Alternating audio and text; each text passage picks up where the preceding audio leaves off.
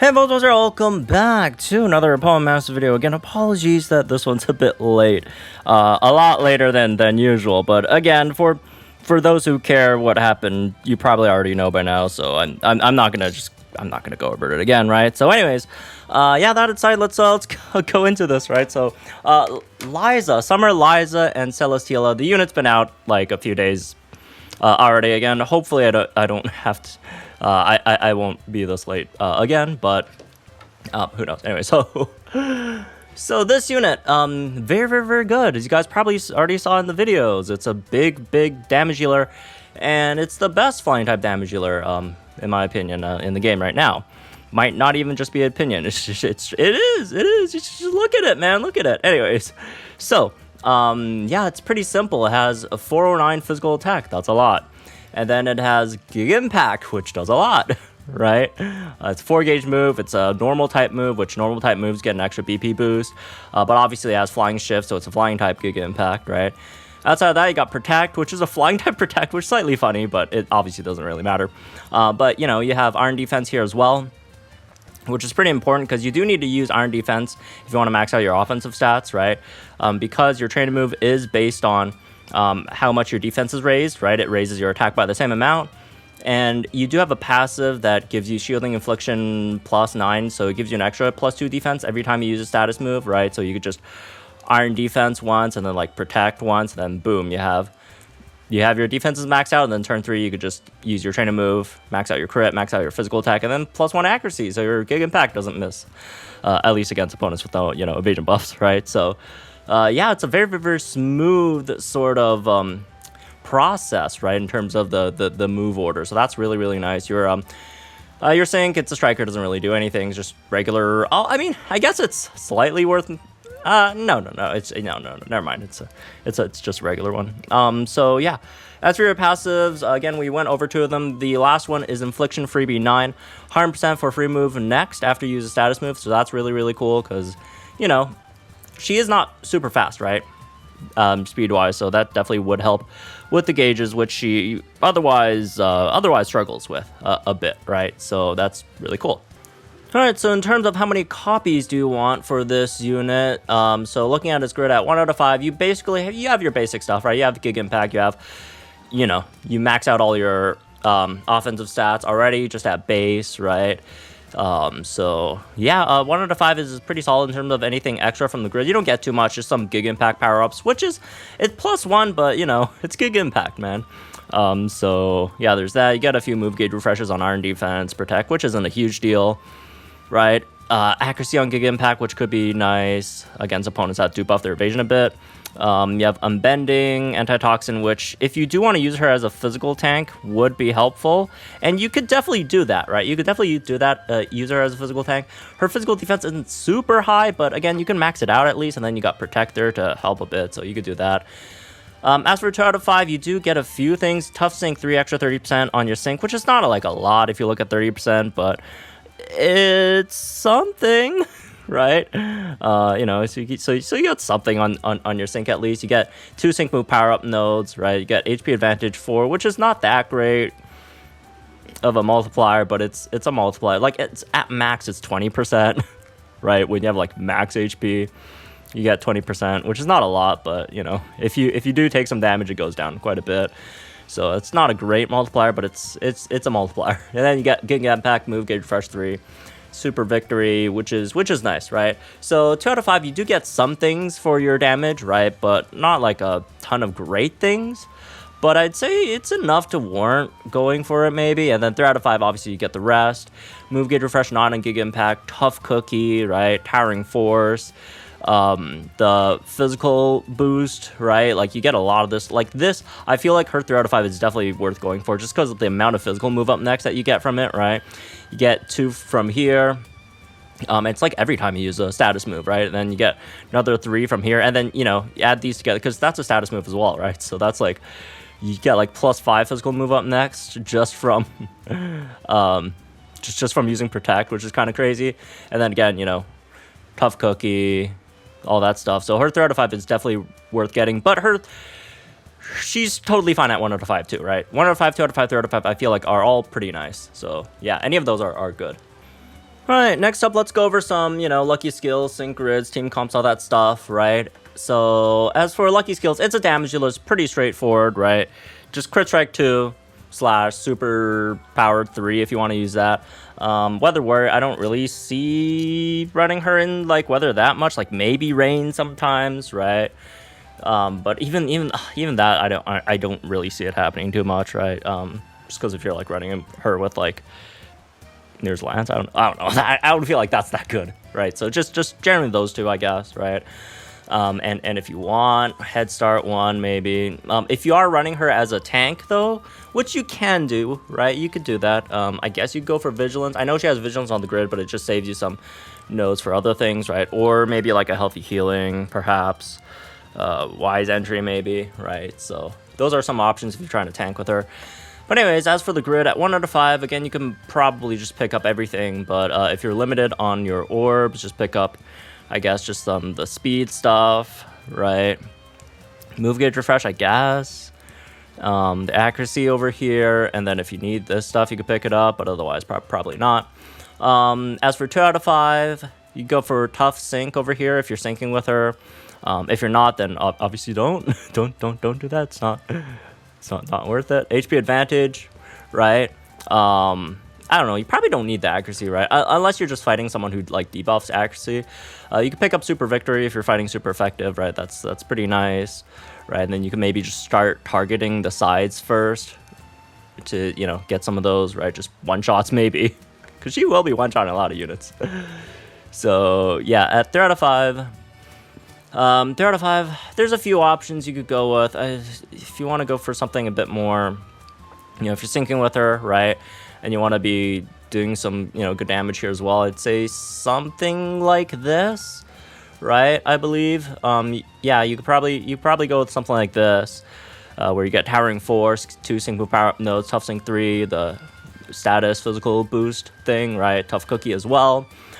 If you do want the gauges though, that could be a bit harder to go for, because like even if you drop these, you can't afford it still, right? So you'd have to like drop Tough Cookie, and you just go like double move gauge refresh, which I guess is not like a bad thing, in of itself, but it's just, but yeah, you're losing Tough Cookie, I guess, right? Because like your big multiplier is Towering Force, right? In terms of your sync, right? Like of all things, that's the one that you kind of want to go for, and it's just all the way out here with like nothing else really worth picking up around it, unless Team Sentry entry you want to do that for like your support or whatever, which is fine, I guess, your tank, unless she's your tank, right? So you can go with something like that.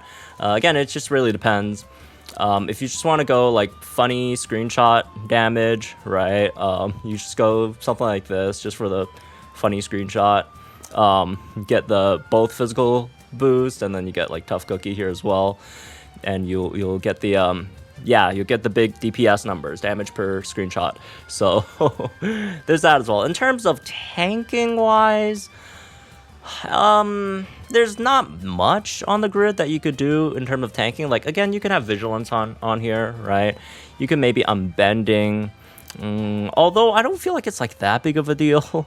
Right, in terms of picking up unbending, like if they're debuffing your defense, okay, just use Iron Defense again. It's not like, especially if you pick this up still, it's not like you're missing out much on it. Like you're still getting physical move up next when you're using that, right? So that's just the great thing about this unit, right? Like when you are buffing or whatever, you're just not missing out on anything. You're not missing out on anything. So that's just a really, really, really great part of that, right? And as for some other things, actually just maybe go over here would be a bit better, right? And or you could just go for the move gauge refresh there instead, which I think probably would work a bit better if that's like the tank of the team. Obviously it's not going to be that great tanking against special units, but against like physical stage, right, that should be pretty solid of a tank, right? As for team comps, there's a few that you could go for. She does have an issue with team comps, I feel like, right? but you know, there's some options, right? So first of all, let's look at this one where you run Anniversary Skyla, obviously for Flying Zone, and then you have obviously Liza, and then Singsuit Ethan. So this one's nice because you do have two options in terms of tanks. You could either use any Skyla for the tank, right? If you run like a barrel roll sort of like build on her, she could actually tank relatively well, especially if you get a few more, you know, good flinches in there as well. But you know, if you are tanking more of a physical stage, right? Fighting more physical stage, you could also use Liza there as a tank as well. And then Ethan's just good there because he's one, you know, really nice with the gauges, and also he can max out his own stats, right? So you don't need a support in this team because both Ethan and Liza could max out their own stats. There's a few things that's not that great with this team. One, there's no support EX. Two, you can't really, you know, I guess if you get like lucky enough with NPRs, all that, I guess you can max out her stats, right? If I remember correctly. Does she have the yeah, because it's only like +1 every time. So like if you do get her NPR on her training move, like 4 times technically you can max out her stuff. But you know, yeah, her you're just missing out on Annie Skyla's nuke, which is a pretty powerful nuke, right? So that does slightly suck over there. Another option you could go for instead, which, you know, could maybe be a bit better, depending on the circumstances, right? You run double Steven. You have Anniversary Steven there. He's also a physical flying type damage dealer, right? And then you have the new-ish SC Steven. You don't have Flying Zone over here, but you do have flying type rebuff from SC Steven. And then SC Steven gives, you know, you have the ability to get both of these units, well, only one at a time, but you know, the physical move up next, right? And then also the physical defense debuff from him, and then super effective up next, which I feel like numbers wise, it gives you more than Annie Skyla, right? It gives you more than Annie Skyla. It's just that tanking over here could be a bit of an issue, so this is more so like mainly just against like physical teams. The gauges also might be a bit rough, right? So you definitely would have to take Dragon Ascent, you know, Fleet Feet 1 over there. And sometimes you just have to, like, take an L on that front. And for, like, Liza, you definitely would want to pick up the move gauge refresh on Giga Impact. So you do have to focus a bit more on the speed stuff, but you do get a lot of extra damage on this team, right? Perhaps a more forgiving team in terms of gauges is maybe, like, the Palatine's Elisa, just because she has fly and doesn't cost you any gauges. Although it's fly, right? 2-turn move, all that stuff. But again, Liza's just so powerful, right? Like, it shouldn't be like that big of a deal, I feel. But yeah, like the main gist of it is just run her with, you know, either flying units or if you can, some physical flying type units. There's just not that many physical flying types, right? It's just like Palatine's Elisa, Annie Steven. I guess he's half of a physical flying, but like you don't really want to use bounce. You want to use, you know, Hyper Beam. He's not real. She only has a sync, right? She's, yeah. And then like him, mainly the sync as well, right? As well as her, right? So like, yeah.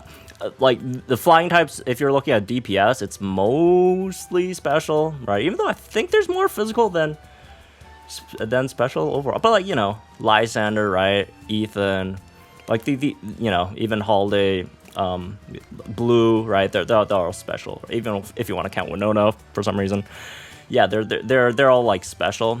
But if you can find, you know, those physical units, there's definitely, again, just a lot of really nice physical supports that we've been getting recently, right? Obviously, this Tapu Bulu, right? There's just a lot of options here. But if you, again, just mixed-wise, you know, you always got one of the best mixed supports in the game with Champion Bead, right? Or even someone like Calum, Champion Calum, Jasmine to an extent. And then if everyone can max out their own stats, or Cynthia's always really good there too, so. Oh, almost forgot. You also have, you know, Zinnia, right, as the free option. She is physical, right? You could run her with Calum. Calum could also give the team, you know, weather for Zinnia's multipliers. It just sucks that, you know, it gives special move up next over there. But I mean, I guess Zinnia could use a special move up next, even though it's not flying type. But yeah, I mean, you could run this. There's just a few things with this team. Again, one is just with Greninja, right? Weather, you get special move up next. But when you want physical move up next from him, you don't get weather, you get like zone, which obviously doesn't do anything for this team.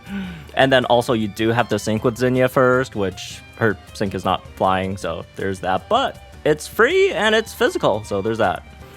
So moving on to some pros and cons. First of all, big flying type DPS, obviously, right? You know, again, the highest in the game, even though, you know, you look at Runner's doc up here and says, oh, Sings with Ethan has more. Not really. If because Runner did add the special move up next for Sings with Ethan on every one of his trainer moves, so that's why it seems more. And he didn't add the physical move up next for Liza. But yeah, if you see without the special move up next for Sings with Ethan, Liza does almost like twice as much, right? And obviously, if you give Liza her physical move up next, that's gonna be a lot more there too, right? And Leon is, I think, super effective up next, right? Yeah. Leon does have the super effective up next added there as well, right? So yeah, if you compare, you know, to the rest of the field of these flying type damage dealer, she's by far the strongest flying. Well, I wouldn't say by far, because Lance is like up there too, right? Because yeah, like low key near his Lance, right? It's still very nice. But yeah, no, very powerful Giga impacts, obviously. But the one thing she does have over there, right, is on top of the very high DPS, very self-sufficient, right? Because again, if you compare it to Lance, if you compare it to Zinnia, right, she is totally self-sufficient, right? So again, that's another one of her pros, right? And it's not only self-sufficient, it's a very fast setup, right? Just iron defense once, protect once, or iron defense again if you don't want to use protect there, and then training move, boom, you're completely set up. And on top of that, again, she could also tank as well, physical moves, and she does have a really good AoE flying nuke as well, right? Should be the very nice AoE, at least physical. It's the strongest physical AoE flying type nuke. Obviously Ethan's is still better, right? Blue's is getting very good as well once his extra grid does drop. So yeah, she definitely has that. So good nuke, good DPS, good physical tank. Basically got almost everything you want in a damage dealer. Oh yeah, forgot to mention one more thing is the physical move up next that she gets, right? It's like no turn wasted, right? Because again, like, you know, iron defense, right? Man, this Giga impact, you know, we gotta spend turns doing iron defense. Yeah, but like, you don't waste any turns on that. You get refunded basically with the physical move up next on those, right? Same thing for protect, obviously. So that's also very good. You don't waste turns when you're doing that. As for cons, she does have a few. First of all, is gauges. It's not, the gauges aren't super bad if you do pick up like move gauge refresh 9 on Giga Impact, because she also does have the free move next on, you know, the status move. So like, if you want, you could make her gauges good. Obviously, it just comes at the cost of, you know, of sacrificing some damage, right? So she could be really good gauges if you want. It's just you know, would you value more? Well, I mean, it's not what you value more. You have to get gauge. Like, the gauges is always, you know, number one, right? If you don't queue up a move, you're missing a turn, blah blah, right? The other thing is her grid is relatively expensive. Like, you can't pick up like just because there's like a lot of really good stuff. It's mainly this towering force that kind of screws things over, just because it's all the way down there, right? And then, you know, well, most of the other damage stuff is over here, right? If you want to go for all of them, that's just, you know, costs a lot, right? And then the move gauge refresh over here as well, right? Just the towering force just costs you a bit. So if you are going for just a DPS grid on her without nuke, right? If you're syncing with your support EX or your tech EX, right? She doesn't have a gauge issue, but if you are syncing with her, she does have a bit of a gauge issue. Whoops, that's pros, I mean cons. And then the other thing is teams to an extent. I mean, she has some really nice teams. But yeah, the main thing is just Annie Skyla is a bit of a dud, right? For her. I'm not saying Annie Skyla is a bad unit, right? Obviously, Annie Skyla is very powerful, especially in Gauntlet. It's just not a crazy good fit. There are some like upsides, you know, with the speed buffs that definitely helps with, you know, running anti-skylar and all that stuff. But just hopefully we do get like a flying zone unit in the future that maybe fits with her a bit better, right? But yeah, also again, other flying types are struggling to say the least. Anyways, so in conclusion, it's a very, very, very, very powerful flying type DPS. Like, if you would ask me, pick one flying type damage healer to pull for in the game, the entire game, who would you pick?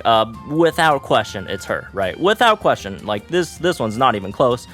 Easily, it's just her, right? She is just, again, just so good, so well-rounded, right? Well-rounded, does a lot of things. Again, just obviously there's the damage aspect, but outside of that, she could also tank physical moves, right?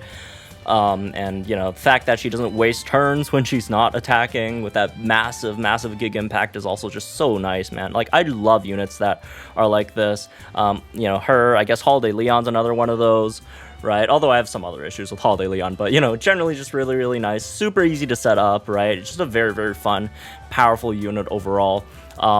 Honestly, this is like a 8 out of 10 for me, right? It's so good, and flying types are struggling, right? Flying types are definitely at the bottom of all the types at the moment, right? Like outside like normal types, right? But yeah, like flying types is like bottom 3 weakest types at the moment. So I would say it's definitely worth considering. I'd say definitely worth considering. So yeah, anyways, that's me this one. I guess hope y'all jumping, guys. Think in the comments down below. Like, enjoy the videos, so much help, some more Palm Mouse content. I'll see you guys in the next one then.